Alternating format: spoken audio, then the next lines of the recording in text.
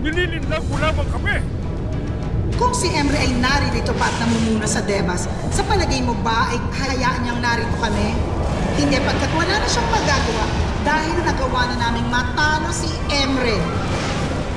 Kaya mula sa araw na ito, hindi na kayo makatutungtong panghuli dito sa Devas.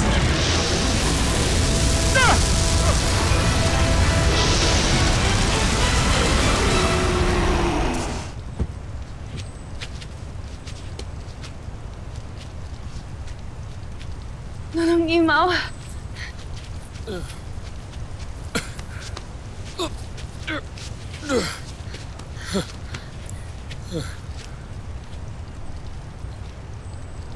May nararamdaman akong nilalang sa paligid. Alila. Cassiopeia! Nonong Imaw! Abisala at humihinga pa kayo.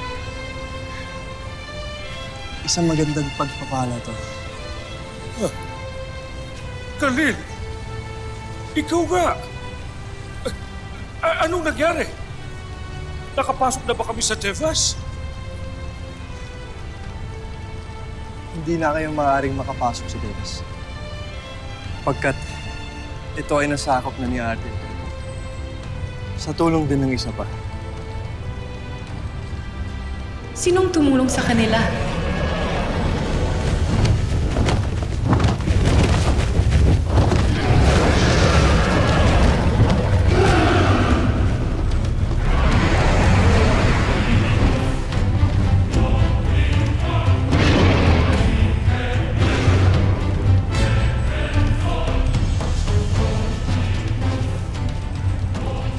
Si Arden. Huwag tayo mag-usap dito.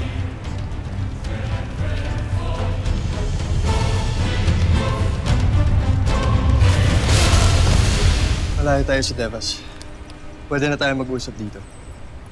Hindi na tayo maririnig o makita ng mga batala. Kung totoong nasakop na nila Arde ang Devas, nasaan ang ibang Ivtre na naninirahan doon?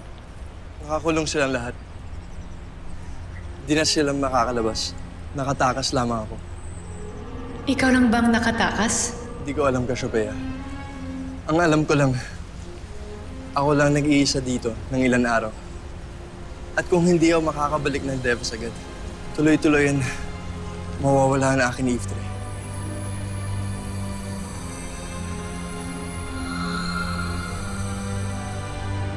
Kung gano'n ay, ilahat mo na sa amin ni Mata ang buong pangyayari.